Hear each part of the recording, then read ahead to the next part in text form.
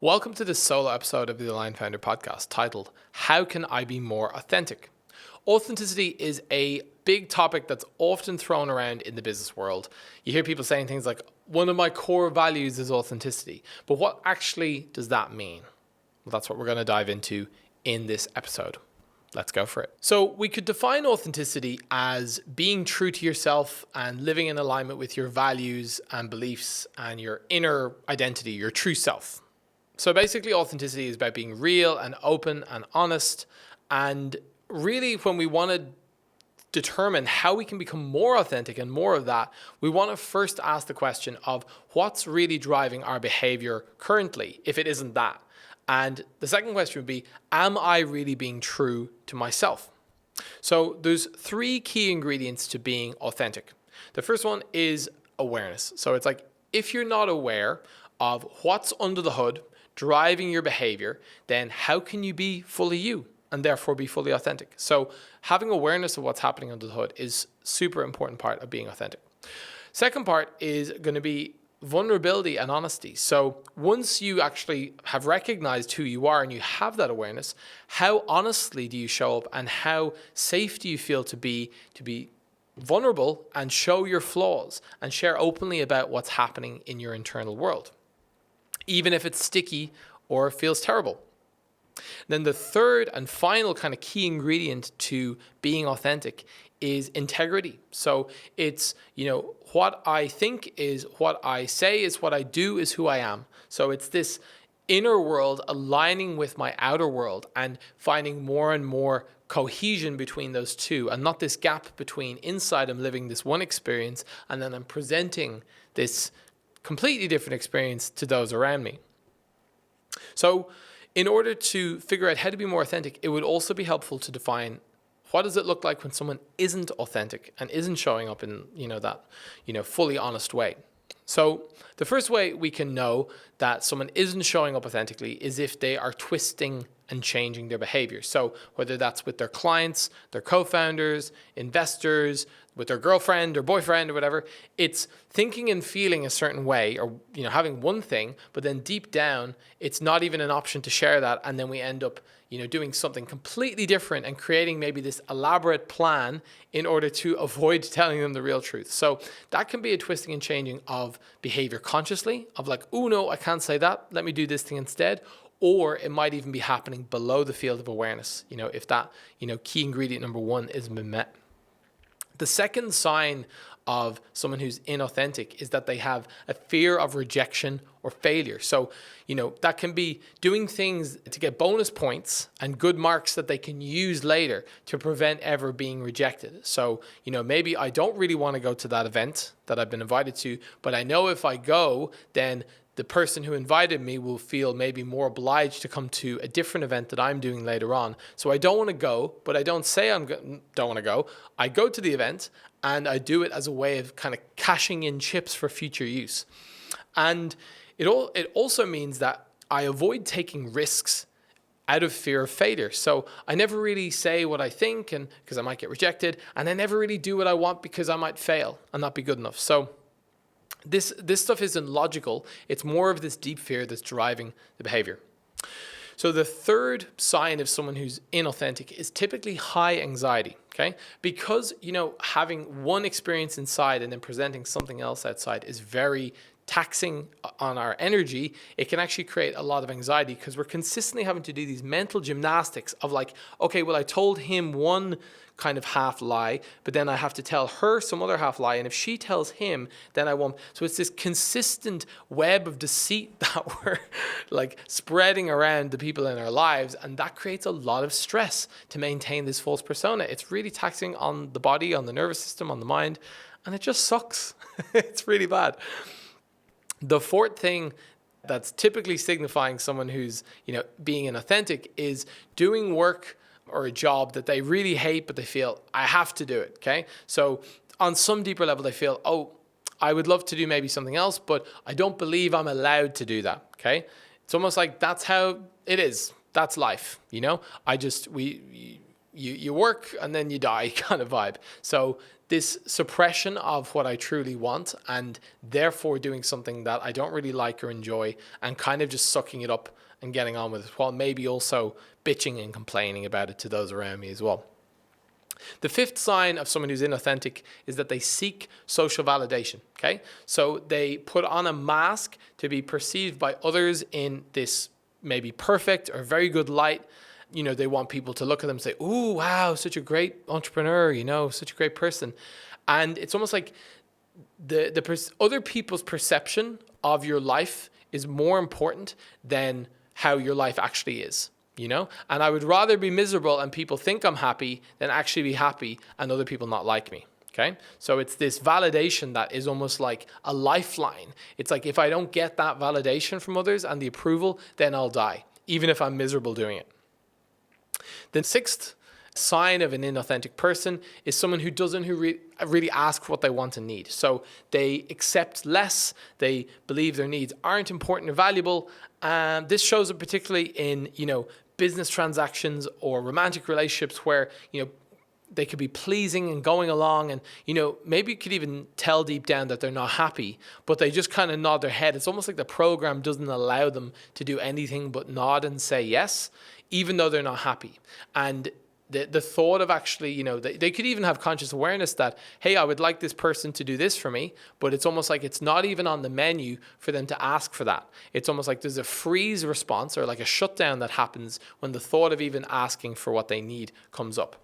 And, you know, that's challenging, just as a side note, for the other people in our lives, because it means we never really give them a chance to fully meet us in a way that would feel good, because, you know, we're consistently repressing our needs and saying, yeah, I'm fine, everything's great, when we're actually inside, we're angry, and we're angry at them for not meeting our needs. Even they could even ask us, hey, is there something you need? And we say, no, I'm fine.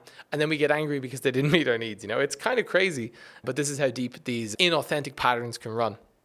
The seventh and final sign of someone who's inauthentic is competing. So their need to win at all costs.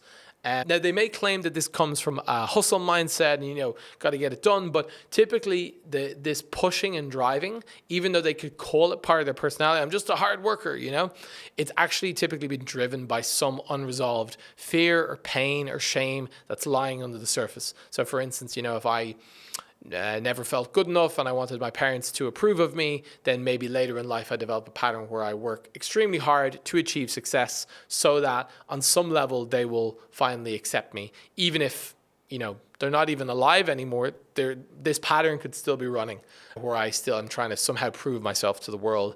And that leads to behaving in ways and doing things that aren't actually authentic to maybe how I would live otherwise, but instead it's been driven by this pattern of behavior.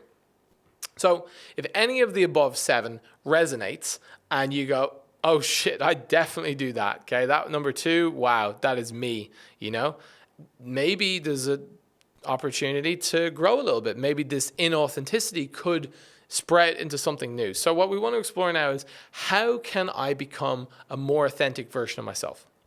So becoming authentic for me isn't some kind of far away thing that I need to strive or reach for. It's less of an out there thing I need to find or do. If I just go to that authenticity workshop, then I'll finally be authentic. It's more of a practice of removing the blocks that I have to being authentic. So it's almost like when we're born, we are ourselves, okay? And then at some point we learned that it's not okay to be ourselves. And so we put blocks and layers on top of that to stop us from being ourselves so we can be accepted. So it's less about trying to find some, you know, golden end of the rainbow out there. And it's more about removing those blocks that were unconsciously placed there as protection so that our authentic self can finally emerge. It's kind of like, you know, imagine a nice puppy that walks up to someone. We would imagine that the person would, you know, respond positively and be happy about the puppy. And, you know, it's a nice cute dog, nothing wrong with it. But if the person becomes annoyed or scared by this puppy, it would indicate some block, okay, to the natural emotion of, you know, joy and happiness. And maybe we would say, oh, that person might have had a negative experience with a dog as a child. That's why they're acting in maybe an irrational way instead of happily. So, you know, these early experiences in life really shape the foundation of our nervous system and decide what we gravitate towards and away from in life. So from that, we can say, if you are avoiding being yourself fully, whether that's in work or in friendships or in relationships or just in general in life. The question is, what could have happened early on to make you react negatively and suppress yourself instead of positively and expressing yourself, just like with the puppy. So, at our core, I believe we just are authentic. Our natural state is to be ourselves, and, the removal of those blocks to authenticity really is the only way through that. So it's not about how do I be more authentic, it's how do I be more not inauthentic. So I should probably change the title of this episode, but this is the kind of little spoiler in the center here. So what are some blocks to authenticity? So big one, shame, okay? So I am not enough as I am. That can be an experience of, let's say I got up on stage at a party and I sung and people said, haha, that's not good. Chances are every time the opportunity to get on stage or sing, comes up later, there's going to be resistance. I'm going to have maybe a thing of like not doing that, even if I would love to do it. Okay. So shame can prevent us from taking action on the things we love to do. Fear. So negative consequences from, previous times we were authentic. We were silly and joking around, and then we were punished, and, that can create a fear of being, punished in future. So we, out of, desire for safety, we shut that down. Anger can be another thing that's really blocking our authenticity, because if we've got stored anger that we haven't acknowledged or repressed, it can be driving our behavior, and we can be driving things in a way to be seen as this good person, but still hold down all this repressed anger and energy. I would say most people are kind of like, imagine a big robot with a small child in its chest, pulling levers, kind of driving it, okay? Attempting to use this big robot or this big adult meat suit, okay, to complete their unfinished business from childhood. And these unresolved childhood issues are controlling in some way our behavior and our relationships, even if we don't like it. So the question is, how do we solve this issue of inauthenticity? How do we remove these blocks? So first step is to start becoming aware of what are the things that trigger you, or what do you have resistances. So, where are the areas in your life where you feel anxious, or you feel off, or not fully yourself, or not safe to be you. So maybe in your marriage or your intimate relationship, you feel really relaxed, you feel great. We were so open with each other.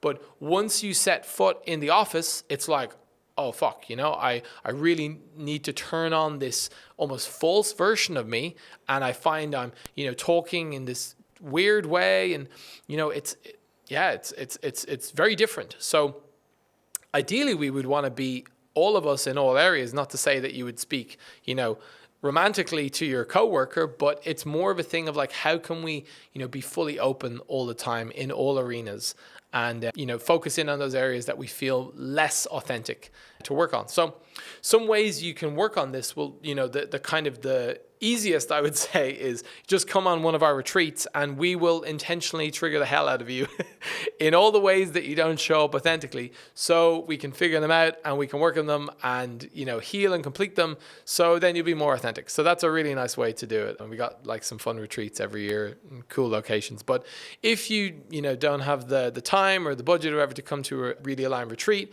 then you can do the do-yourself version, DIY, at home, okay, which is treating life as the retreat. So your life, you've already got enough tools and content in your life that you can actually go and apply this right away. So start now, start today, okay? Start being your authentic self today in as many areas as you can and interactions, and just see what that brings up.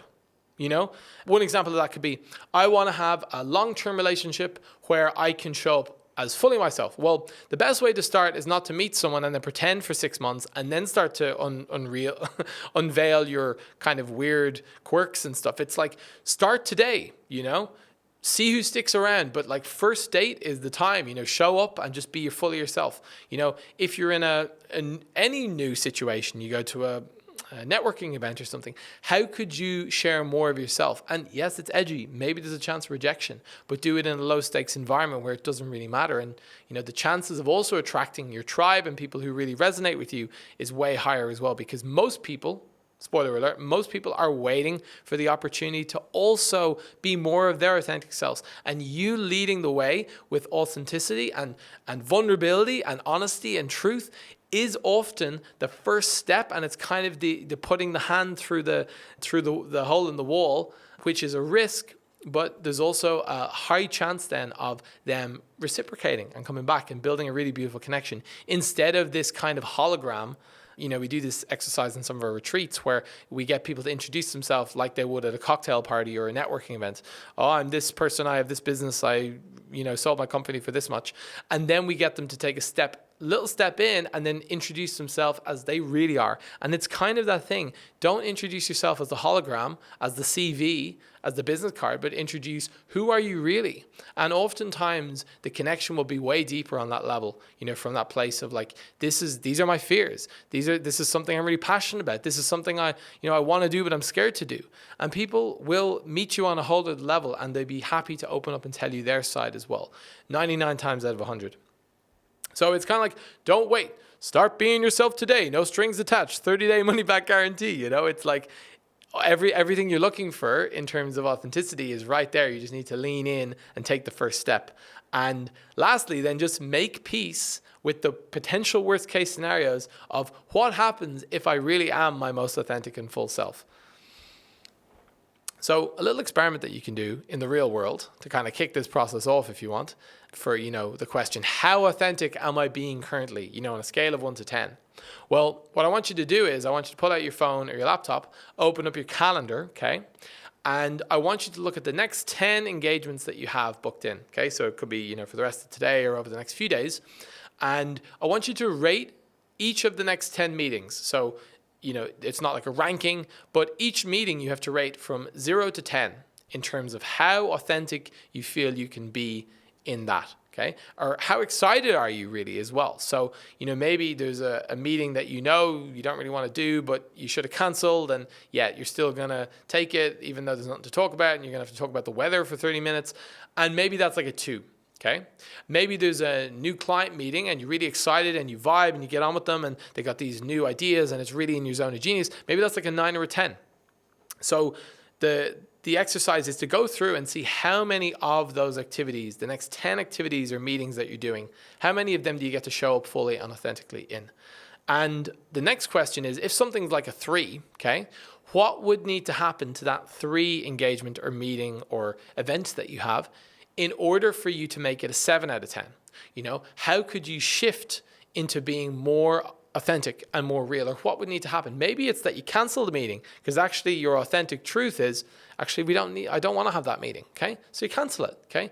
Maybe another one could be, usually I pretend and I talk bullshit, but maybe I could actually be more real and deep and share my real thoughts and see how they react. That would make it a 7 because now it's exciting. So it's a great exercise because and anytime I do this, it becomes evident that the areas and the people and the engagements that we have that we don't feel excited about are typically pretty much correlated exactly with the situations that we feel we need to pretend to be someone instead of being ourselves. So it's a really beautiful exercise. Go through your calendar, the next 10 events, rate them from 0 to 10. And then from there, determining how could you be more of your authentic self in each of them. Maybe it's not even possible, in which case in canceling it is okay. Like a challenge for you is, how could you make your entire week that nothing is less than a 6 or a 7? That would be the ideal. So I hope this episode has been informative and inspiring for you. I hope it's opened some doors, maybe poked at some sneaky behaviors that you've been doing in the background that you didn't realize. And ultimately, I hope it gives you the inspiration to go out and to live and breathe and become a more authentic version of yourself every day. Because trust me, the benefits and payoffs of that are 20-fold. They are infinitely, endlessly giving back. So I really, really encourage you to go out, try this, get your calendar out, go meet some people, be open, share vulnerably, feel the edge, go a level deeper, and see what happens. And on the back end, if you feel like joining us for one of our retreats where we dive deeper into these topics and really, expose all those sneaky patterns and then, help them find light, that's something that I'd be really, honored to guide you through as well. So till then, have a wonderful day and keep on being you.